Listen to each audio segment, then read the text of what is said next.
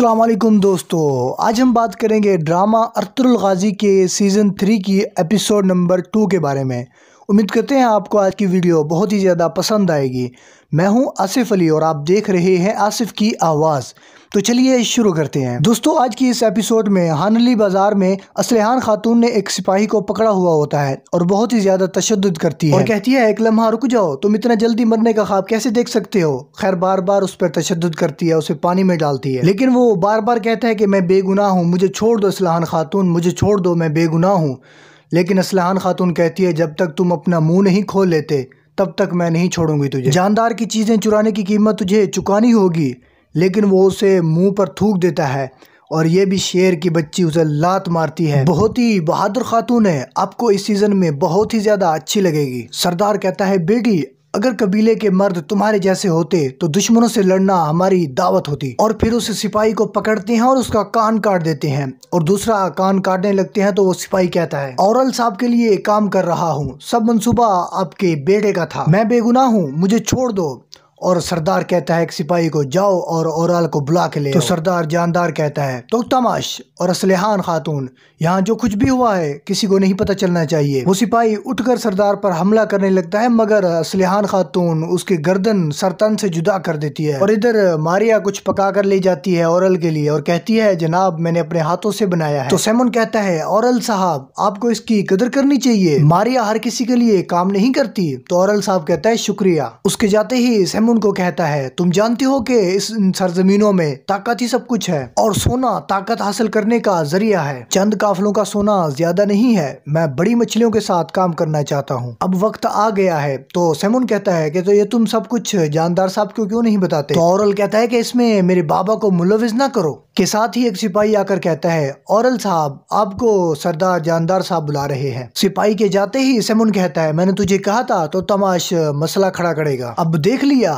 तो औरल कहता है अगर ये सब कुछ सच हुआ तो उसकी गर्दन मैं उड़ाऊंगा। और फिर औरल भी चला जाता है और सैमुन मारिया को कहता है वक्त आ चुका है, मारिया मेरी बहन कारा धुईकर का मीठा शरबत तैयार करो। और साथ ही फिलिप आकर कहता है कि उस्ताद सैमुन जैसा कि आपका अंदाजा था वैसे ही वो जासूस मुबारक सुरमे की सूरत में आया है, मैं उसे सीढ़ियों के नीचे ले गया हूँ। और इधर दुकान में औरल पहुंच जाता है सरदार जानदार के पास। सरदार जानदार कहता है खुशकिस्मत है तुम्हारी माँ आज जिंदा नहीं है, जो आज वो देखने को मैं शुक्र अदा करता हूँ कि वो कम उम्री में ही चली गई, वो आपको गद्दार के रूप में नहीं देखा।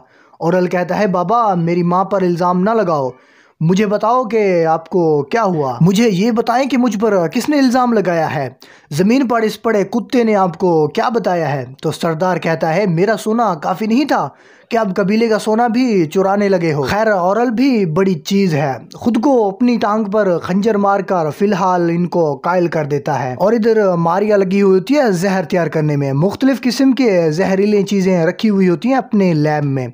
ये तीसरे सीजन में बिल्कुल दूसरे आलिया है, बहुत ही भयानक तरीके से जहर तैयार करती है। और इधर बमसी कहता है भाई वो जगह की क्याम के लिए भी कुछ मांगते हो जैसे ये इनकी ज़मीनें हों, अल्लाह की दी हुई ज़मीनों की कीमत कैसे वसूल कर सकते हैं। तो अर्तुगरुल कहता है बमसी एक दिन हम भी अपनी दुकान बनाएंगे, तुम फिक्र ना करो इंशाअल्लाह। अभी हम किसी ताजर से लड़ते हैं ताकि हम अपनी चीज़ें बेच सकें। जाते हुए रास्ते में अर्तुगरुल असलहान से पूछता है जानदार साहब हैं, इनकी ये बातें लगी हुई होती हैं कि एक ताजर आकर पूछता है क्या हो रहा है भाई, किस किस्म की खालें आपके पास हैं। तो बमसी सब कुछ ही बता देता है, बड़ा ही जज्बाती हुआ होता है। ताजर कहता है माशाअल्लाह माशाअल्लाह, एक सोने का सिक्का फी खाल दूंगा। बमसी तो जैसे बच्चे के हाथ से कोई खिलौना छीन लिया हो।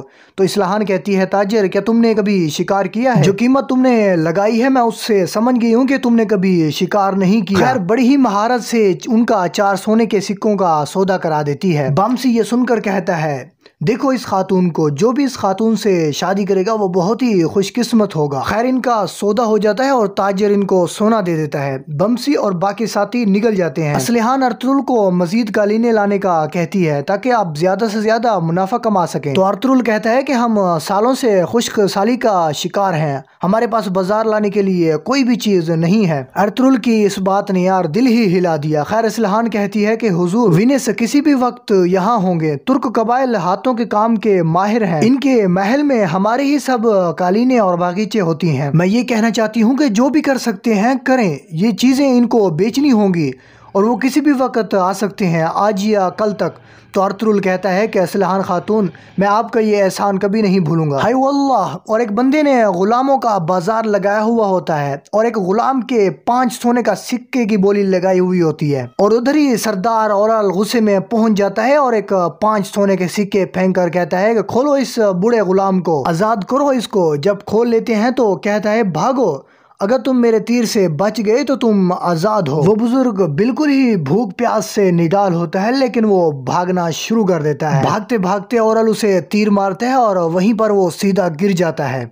बाजार खड़ा का खड़ा देखता रह जाता है, मगर अर्तुगरुल उसे पकड़ता है और उसे नीचे लेटाकर काफी ज्यादा गुस्से का इजहार करता है।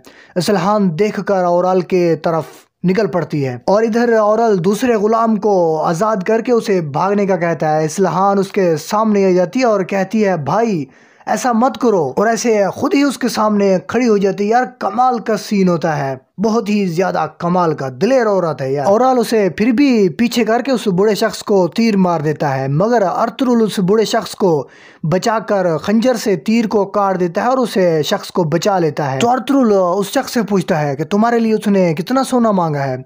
तो बुजुर्ग को कहता है 5 सोने के सिक्के। तो अर्तुगरुल कहता है मेरे साथ आओ। बुजुर्ग कहता है हुजूर वो मुझे मार डालेगा। तो अर्तुगरुल कहता है कि किसी की इतनी हिम्मत नहीं कि तुझे हाथ लगाए। वाह अर्तुगरुल वाह।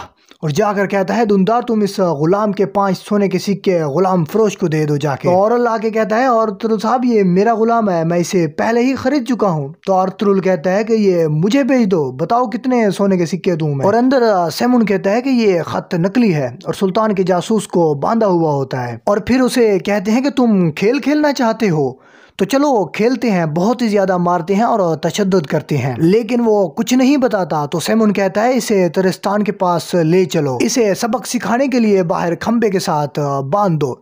शायद हम इसकी जुबान नहीं समझते और हम जल्द ही कोई ढूंढ लेंगे जो इसकी जुबान समझता हो। तुर्क अपनी शहीदों को ऐसे नहीं छोड़ते, जो भी आदमी अपनी खबरी की इंतजार में है वो इसे जरूर बचाने के लिए आएगा। और साथ ही एक सिपाही आकर कहता है उस्ताद सिमन बाजार में कुछ हुआ है, अगर आप आकर देखें तो बेहतर होगा। और बाहर अर्तुगरुल फिर से पूछता है बताओ इसके कितने सोने के सिक्के दूं। साथ ही औरल कहता है लगता है कि आपने खालें बेच दी हैं, अगर हम तिजारत कर रहे हैं तो नफा हलाल है, मुझे 10 सोने के सिक्के चाहिए। तो अर्तुगरुल दुनदार को कहता है औरल साहब को 10 सोने के सिक्के दे दो। खैर दुनदार बड़ा ही तंग होकर सोने के सिक्के नीचे जमीन में फेंक देता है। औरल को बड़ा ही गुस्सा आता है, मगर वो चला जाता है। तो सेमुन आ जाता है। सेमुन कहता है कि एक बूढ़े गुलाम की जिंदगी के 10 सोने के सिक्के मैं आप जैसे शख्स के साथ रात का खाना खाना चाहता हूँ जो इतना सखी हो। मुझे उम्मीद है कि आप बाजार के वाहिद मालिक की दावत से इनकार नहीं करेंगे।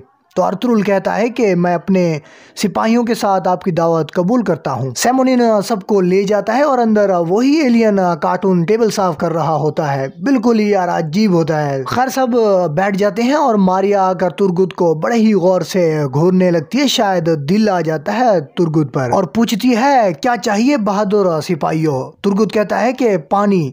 वो काफी जोर देती है, मगर तुर्गुत कहता है सिर्फ पानी ही चाहिए। और साथ ही सेमुन कहता है ये बाजार सालों से चल रहा है, मैंने पहली बार किसी गुलाम की जान बचाने के लिए सोना खर्च करते हुए आदमी देखा है। और साथ ही अर्तुगरुल कहता है मैं सालों से सफर कर रहा हूँ, लेकिन पहली दफा सिर्फ शुगल के लिए मरते देखा है। और साथ ही सेमुन कहता है तुम्हारा दीनी भाई औरल अभी तक उसने ये नहीं सीखा कि रहम क्या होता है, अगर आपने खुद कुछ न किया होता तो मेरे आदमी जरूर मुदाखलत करते। तो अर्तुगरुल कहता है कि ये सिर्फ एक दूसरे मुसलमान की बुराई की बात नहीं है, ये आपका बाजार बनाए इस निजाम पर है। और अर्तुगरुल कहता है मैं इजाजत चाहता हूँ। फिर सब ये कहकर निकल जाते हैं और मारिया आकर कहती है भाई लगता है एक तुर्क कबाइल से एक आदमी आने वाला है जिसे ना आप खरीद सके ना झुका सके। तो साथ ही सेमुन कहता है उस दिन तक मैं इन सबको जहन्नम पहुंचा चुका होऊंगा, तुम फिक्र ना करो। और बाहरी तुर्गुत आकर कहता है भाई ये मुझे आदमी अच्छा नहीं लगा, ये सोना देकर हमें खरीदना चाहता था। तो अर्तुगरुल कहता है लगता है उसका पाला कभी किसी बहादुर शख्स से नहीं पड़ा। और इधर बाजार में तिरिस्तान के पास सुल्तान के जासूस को बांधा हुआ होता है